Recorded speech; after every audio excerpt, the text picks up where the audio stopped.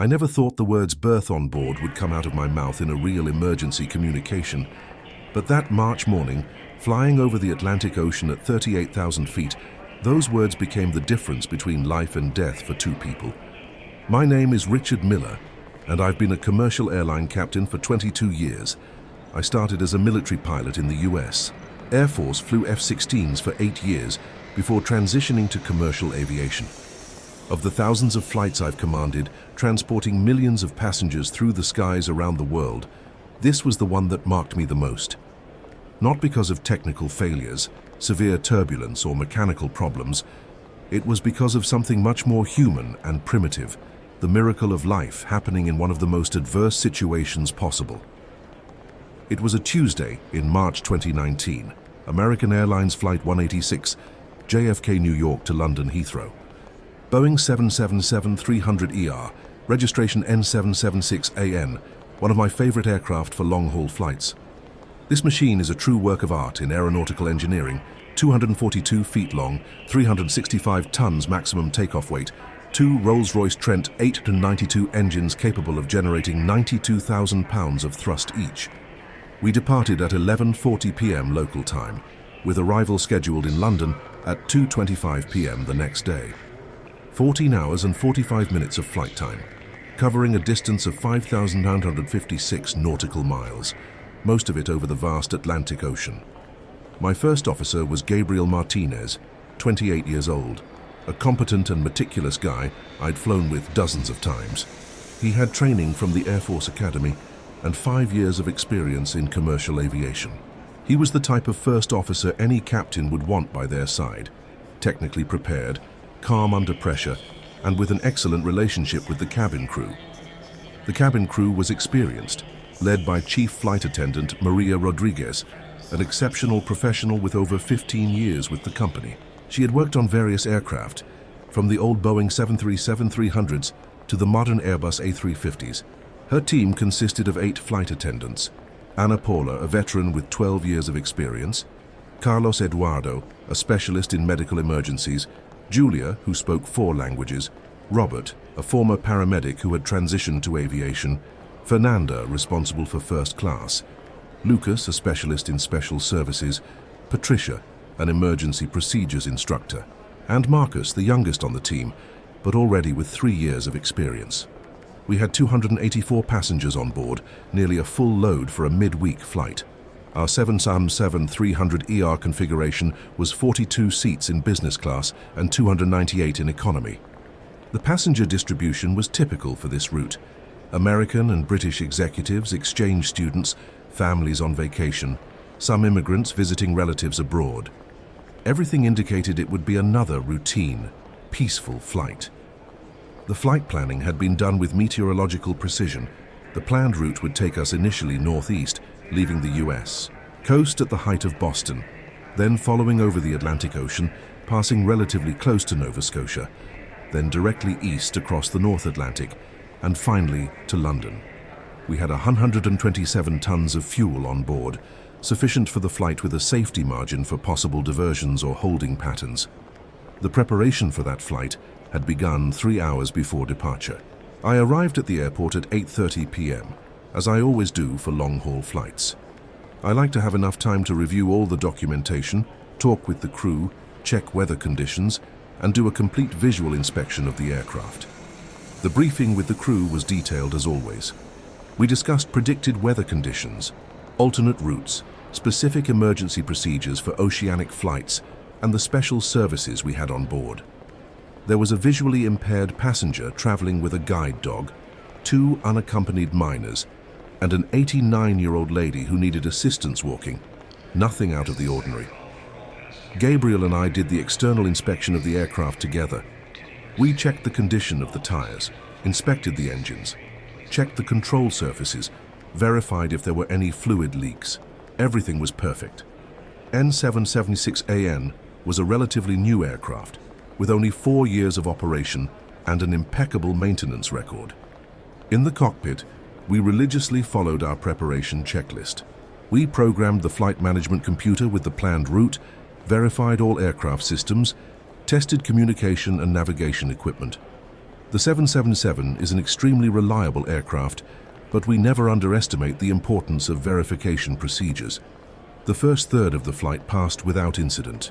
We departed punctually at 11:40 p.m., with a smooth climb to our initial cruise altitude of 35,000 feet.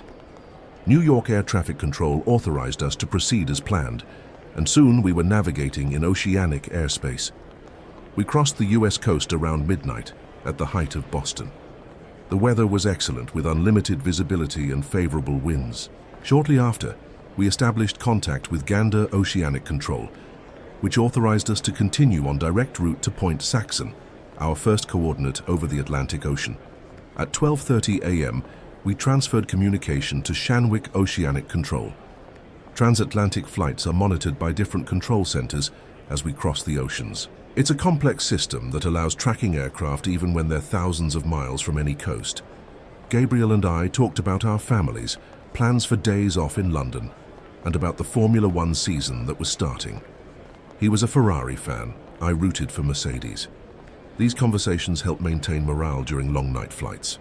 At 1:15 a.m., Shanwick Control authorized us to climb to 37,000 feet, taking advantage of even more favorable winds at that altitude. The aircraft was consuming fuel within expectations, and our estimated flight time was even a few minutes below planned. At 1:45 a.m., we began serving the first service. It was a special dinner prepared by celebrity chef Daniel Boulud, a partnership the airline had to impress business-class passengers. In economy, we served a meal also of good quality, with options that catered to different dietary restrictions. The atmosphere in the cabin was calm. Most passengers had chosen to sleep shortly after takeoff, adjusting to London time. The cabin lights were dimmed, creating an environment conducive to rest. The flight attendants circulated discreetly, checking if anyone needed anything. It was at 2:30 a.m. when we were approximately 1,200 nautical miles from the U.S. coast and flying over waters more than 13,000 feet deep, that everything changed dramatically. The cockpit interphone rang with the characteristic urgent call tone. Maria's voice sounded different than normal, with a tension that immediately alerted me. "Captain, we need to talk urgently." I interrupted my conversation with Gabriel and answered immediately, "Go ahead, Maria." "Captain, we have a very serious medical situation in the cabin. The passenger in seat 24A is feeling unwell. She's pregnant and I think she's going into labor." I felt a chill that went down to my feet. In my entire career, I had dealt with various medical emergencies, heart attacks, strokes, seizures, fainting spells, even a case of acute appendicitis. But childbirth was completely unexplored territory, something I prayed I would never have to face. "Are you sure about that, Maria?" "Captain, she's having very strong and regular contractions every 3 minutes. She told me she's 32 weeks pregnant. She was traveling to London to meet her husband. I've taken first aid and medical emergency courses, but this is way beyond my knowledge. 32 weeks. My wife, Jessica, is an obstetric nurse at Mount Sinai Hospital, and through the countless conversations we've had over the years, I knew enough to understand that a baby being born at 32 weeks is considered premature, but has good chances of survival if it receives adequate medical care immediately after birth. The problem was that we were at 38,000 feet altitude in the middle of the Atlantic Ocean, hours away from the nearest hospital. "Maria, did you already make the standard announcement asking if there's a doctor on board?" "Yes, Captain. We have a retired nurse, Mrs. Silver, who identified herself and is evaluating the situation. We also have a fourth-year medical student, John, who offered help. They're with the passenger now." I looked at Gabriel, who had already perceived the gravity of the situation. He had the medical emergency manual open, quickly flipping to find the section on birth on board. Yes, there's a basic procedure for this in the manuals, but it's extremely brief and clearly insufficient for a situation like this. "Maria, I'm going to come down to talk with you personally. Gabriel, you take command.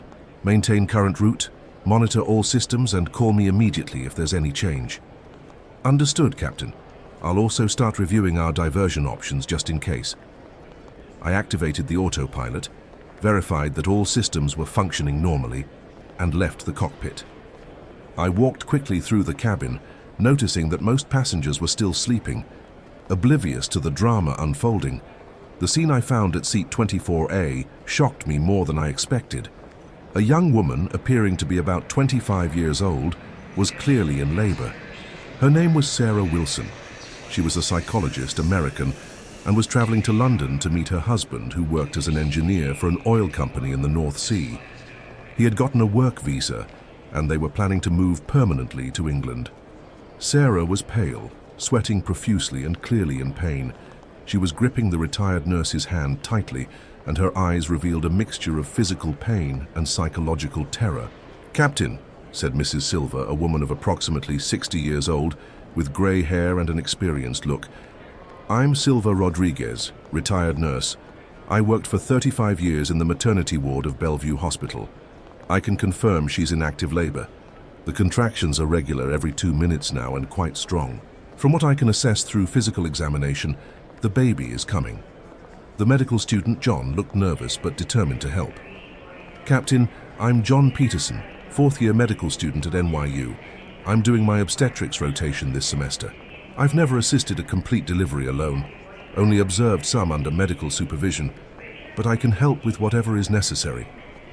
Sarah looked at me with eyes full of tears and desperation. "Captain, please, my baby can't be born here. He's premature. He needs special care. A neonatal ICU. Please, please, take me to a hospital." My heart tightened.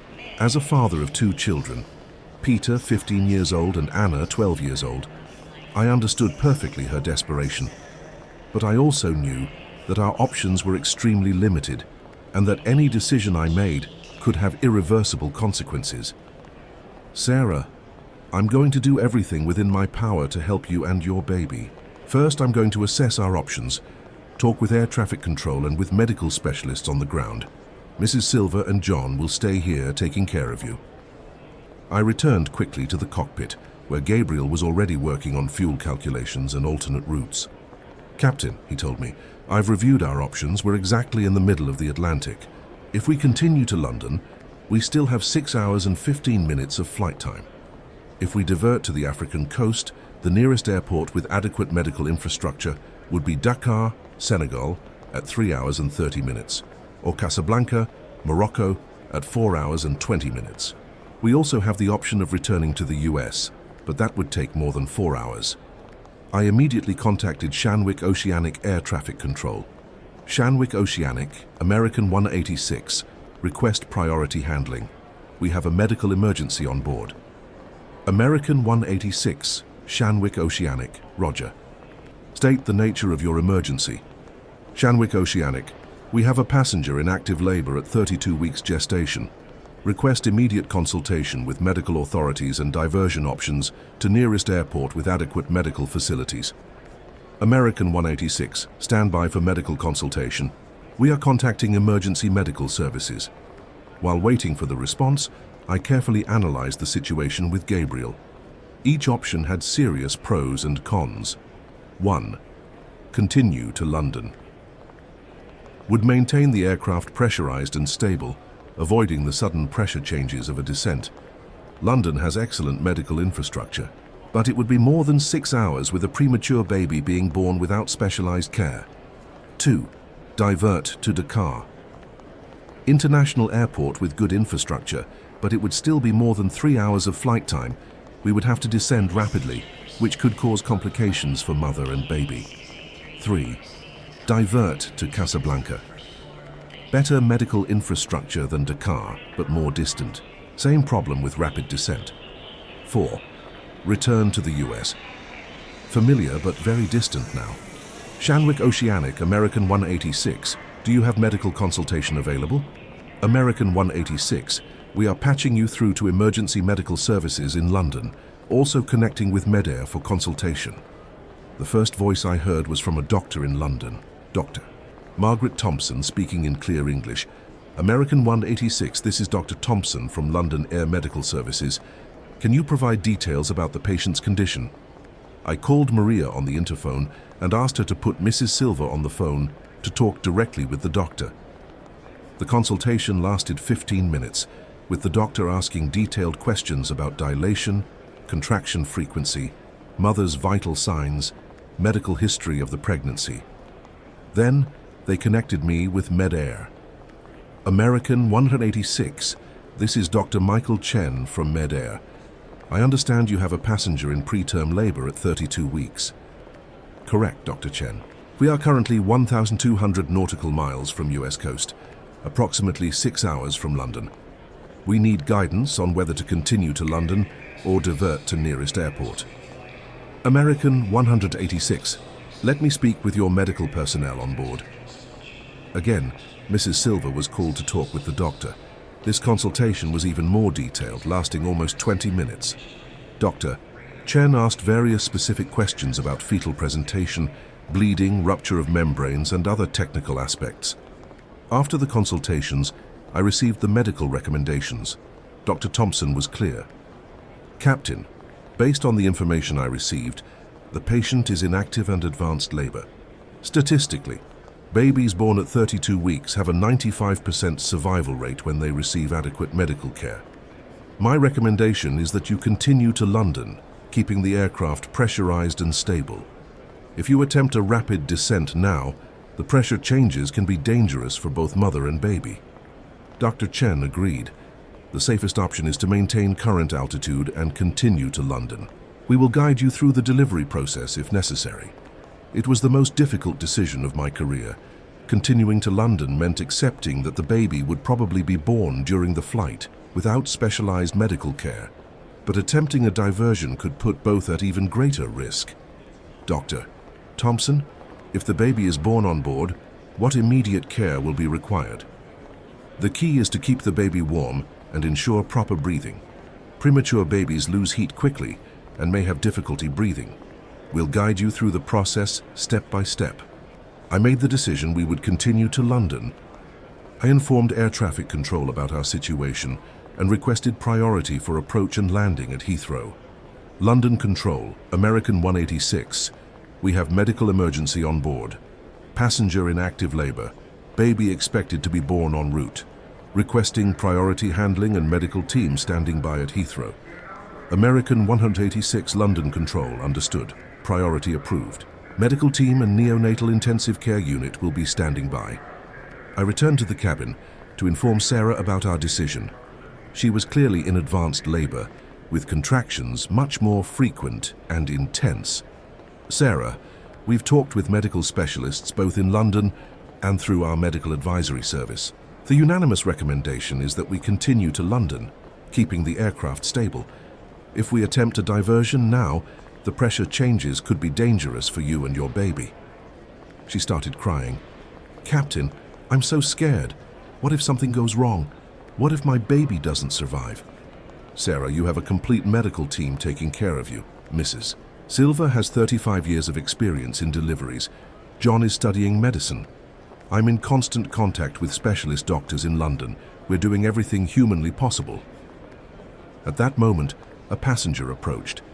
It was a man of about 50 years old, who had heard our conversation. Captain, I'm Dr. Carlos Mendoza, pediatrician. I work at Children's Hospital of Philadelphia. Can I help? It was like a gift from heaven.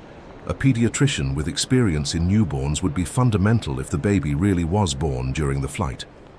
Dr. Carlos, your help will be very valuable. Can you talk with Mrs. Silva and John about the situation?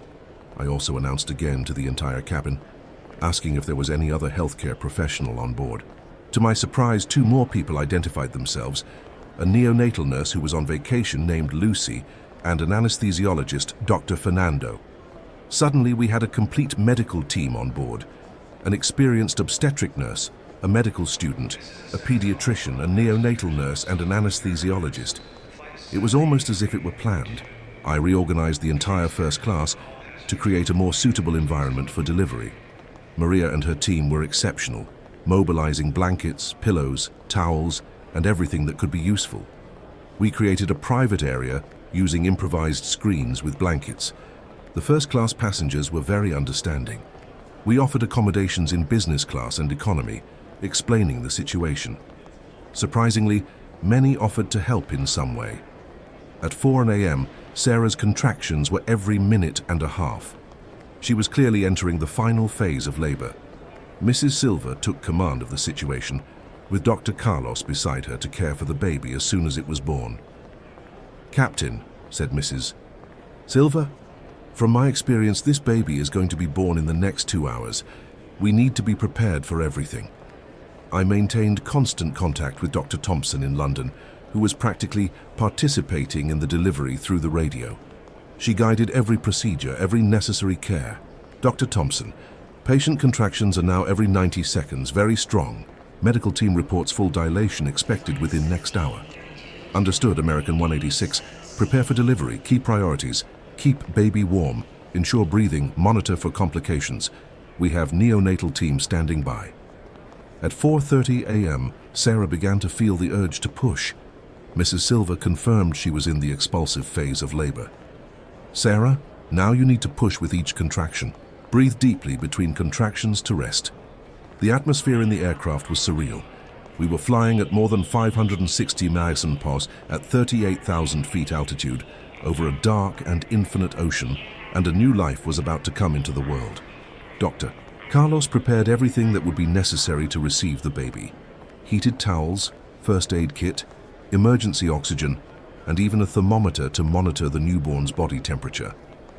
At 5:12 a.m., exactly when we were flying over a point in the middle of the Atlantic, approximately 2,000 miles from the nearest coast, it happened. Sarah let out a scream that echoed throughout the first class, and the baby was born. A boy. Small, very small, but breathing. "Captain," said Mrs. Silva, with her voice choked with emotion, "he's breathing on his own. It's a miracle." Dr. Carlos examined the baby immediately. "He's small, probably weighing about 4 pounds, but vital signs are good. Breathing a bit fast, but that's normal for prematures. Neurological reflexes present. We need to keep him warm and monitor constantly." We improvised an incubator using a cardboard box lined with towels heated in the galley oven. Lucy, the neonatal nurse, took direct care of the baby, constantly monitoring his breathing, temperature, and skin color. Sarah was exhausted, but radiant. Tears of joy ran down her face as she looked at her son. "Captain, I don't know how to thank you. You guys saved my baby. You're angels." I immediately contacted London to inform about the birth. "London Control, American 186. We have successful delivery. Baby boy born at 5:12 UTC. Premature but breathing independently. Mother in stable condition. We need priority approach and immediate medical evacuation upon landing. American 186, London Control, congratulations. Priority approach approved. Medical team and neonatal ICU standing by at Heathrow. Estimated time of arrival? London Control, maintaining current flight profile, ETA 14:15 UTC. But our journey was far from over. We still had more than 6 hours of flight ahead, and now we needed to keep a premature baby stable during all that time. From that moment on, the aircraft transformed into an improvised neonatal ICU. Dr. Carlos and Lucy took turns monitoring the baby constantly. Every 15 minutes they checked temperature, breathing, skin color, reflexes. Mrs. Silva took care of Sarah, monitoring her blood pressure, possible bleeding, and her general condition. At 6:30 a.m., we faced our first scare. The baby began to show a slightly bluish coloration on his lips and extremities, indicating possible oxygen deficiency. "Captain," said Dr. Carlos with concern, "he's showing signs of cyanosis. We need to administer oxygen." We had emergency oxygen cylinders, but we didn't have an adequate system to administer oxygen to a premature newborn. Dr. Carlos and Lucy improvised a system using the emergency oxygen mask, a tube from the medical kit, and a small funnel made with paper to create an oxygen chamber around the baby's face. "Dr. Thompson, baby showing signs of cyanosis. We are administering oxygen using improvised delivery system." "Understood, American 186. Monitor breathing rate and skin color closely. If cyanosis persists, increase oxygen flow rate. This is not uncommon in premature babies." It was 2 hours of extreme tension. The baby alternated between periods of normal breathing and periods of respiratory difficulty. Dr. Carlos didn't leave his side for a minute, constantly adjusting the oxygen flow. Sarah was terrified. "Captain, is my baby going to be okay?" He looks so small, so fragile. Why is he bluish? Sarah, premature babies frequently have respiratory difficulty in the first days of life. Dr. Carlos is taking care of him, and we're in constant contact with specialists in London. He's fighting, and that's a good sign. At 8:30 a.m., the baby finally stabilized. His breathing became more regular, his color improved, and Dr. Carlos was able to gradually reduce the oxygen flow. "Captain," he told me with a relieved smile, "I think he's adapting. Premature babies are more resilient than they appear. He's showing he's a fighter." At 9:00 a.m., Sarah managed to breastfeed the baby for the first time. It was an emotional moment for all of us. Seeing that new life feeding at 38,000 feet altitude was something I'll never forget. "Dr. Thompson," I reported, "baby is now breastfeeding successfully. Vital signs stable. Mother recovering well." "Excellent news," American 186. "Breastfeeding is the best nutrition for premature babies. This is a very positive development." The rest of the flight was a constant vigil. Lucy monitored the baby religiously, noting every vital parameter in an improvised notebook. Dr. Carlos constantly reviewed the care, adjusting the temperature of the improvised incubator, checking breathing. The passengers were extraordinary. Many offered baby clothes they had bought as gifts. One lady donated a wool blanket she had knitted for her grandson. Another passenger, who was a photographer, discreetly captured some moments so Sarah would have memories of her son's birth. At 10:30 a.m., we encountered moderate turbulence crossing a cold front over the North Atlantic. Everyone worried about the baby, but he remained stable. Lucy held him firmly throughout the turbulence, protecting him from any sudden movement. "Captain," said Gabriel, "I'm going to try to skirt this turbulence area. Can I deviate about 50 miles north?" "Approved, Gabriel. Let's prioritize the baby's comfort." At 11:15 a.m., we received an exciting surprise. Sarah's husband, who worked in London, had managed to get permission to enter the restricted area of Heathrow Airport. He would be waiting at the gate when we arrived. "Sarah," said Maria, "we got in touch with your husband. He's heading to the airport and will be there when we land." Sarah cried with joy. "He's going to meet his son." I was so worried he would miss the birth. At 12:30 p.m., we began our descent toward London. It was the most gradual and smooth descent I've ever made, to avoid sudden pressure changes that could affect the baby. London Control, American 186, requesting very gradual descent to minimize pressure changes. We have premature baby on board. American 186, London Control, understood. Cleared for gradual descent, your discretion. No traffic conflicts on your route. The descent took almost 45 minutes, much longer than normal. Every 1,000 feet of descent, we paused to allow the baby to gradually adapt to the pressure change. Lucy constantly monitored his reactions. At 1:30 p.m., we were on final approach to Heathrow. The weather was good, with light winds and perfect visibility. I could see the ambulances and medical teams already positioned at the terminal. "Tower, American 186 final approach. Request emergency vehicles follow us to the gate." "American 186, Tower, emergency vehicles will escort you to gate 14. Medical team standing by." At 1:45 p.m. we landed smoothly on runway 27L at Heathrow. It was one of the smoothest landings I've ever made, thinking about the little passenger who had just come into the world. As soon as we stopped at the gate, the aircraft doors opened and the medical team entered. Seeing that team of specialists take over the baby's care was one of the most exciting moments of my career. Dr. Sarah Mitchell, neonatologist from the hospital, immediately assumed care of the newborn. "You did an exceptional job. The baby is in excellent condition considering the circumstances. We're going to take him to our neonatal ICU for a complete evaluation." Sarah was placed on a stretcher and taken along with the baby. Before leaving, she took my hand. "Captain Richard, you and your crew saved my son. He owes his life to you. I will never forget this." I saw her husband, Edward, running through the terminal to meet her. Their reunion was emotional. He held the baby for the first time right there at the aircraft door with tears in his eyes. "Thank you, Captain," he told me. "Thank you for bringing my family safely."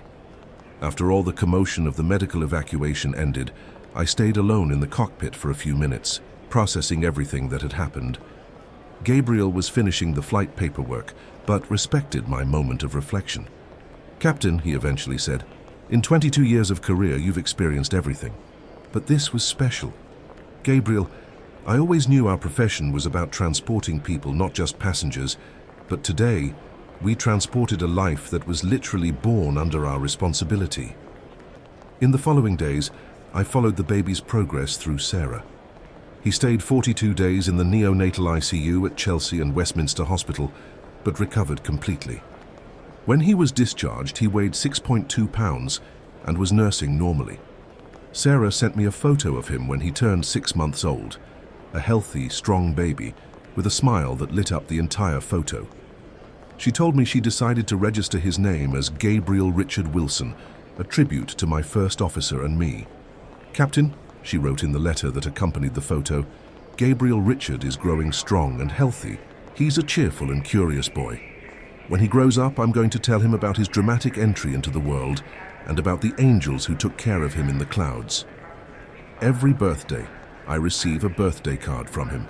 Now, at 5 years old, he can already write his own name on the cards. Sarah told me he's fascinated with airplanes and always asks about the birth airplane. The experience profoundly changed my perspective on aviation. I always knew we were responsible for human lives, but on that flight, we witnessed the beginning of a new life. I saw how in extreme situations, people reveal the best of themselves. The airline formally recognized our performance. The entire crew received a special commendation for exceptional service. But the greatest reward was knowing we made a difference in 2 people's lives. Mrs. Silver became a close friend of the family. She told me that delivery was the most special of her career, and that it was destiny that put her on that flight that night. Today at 65, she works as a volunteer at an NGO that helps pregnant women in vulnerable situations. Dr. Carlos continued working as a pediatrician, but the experience motivated him to specialize in neonatology. Today, he's director of the neonatal ICU at Children's Hospital of Philadelphia, and one of the country's leading specialists in premature babies. He always says that flight changed his perspective on medicine. John, the medical student, graduated and is now an obstetrician. He told me that experience helped him choose his specialization. "Captain," he said, "assisting that delivery showed me that medicine is about much more than technical knowledge. It's about humanity, about being present when people need it most." Lucy, the neonatal nurse, returned to the US a few months later and opened a clinic specialized in home care for premature babies. She helps families who receive hospital discharge but still need specialized care. Gabriel, my first officer, is now a captain with an international airline. Whenever we meet, he jokes that it was the only time he had to consult the manual for sudden passenger increase during flight. But he acknowledges that experience made him a more human pilot and conscious of the responsibility we have. Maria, our chief flight attendant, was promoted to training supervisor. She uses our experience as a case study in medical emergency courses for flight attendants. That flight, she always says, proved there's no impossible situation when we work as a team. The most impressive thing was discovering, a few months later, that flight generated a change in the airline's emergency protocols. Now all long-haul aircraft carry a more complete obstetric kit, including basic equipment for neonatal care. The story reached international media. We were interviewed by newspapers, television programs, and even by a medical journal that published an article about in-flight births, challenges, and protocols. But we always made sure to keep the focus on the human part of the story, not just the technical aspects. 2 years later, Sarah and Edward had another child, this time in a hospital in London. She sent me a photo of the 2 brothers together, Gabriel Richard and little Arthur.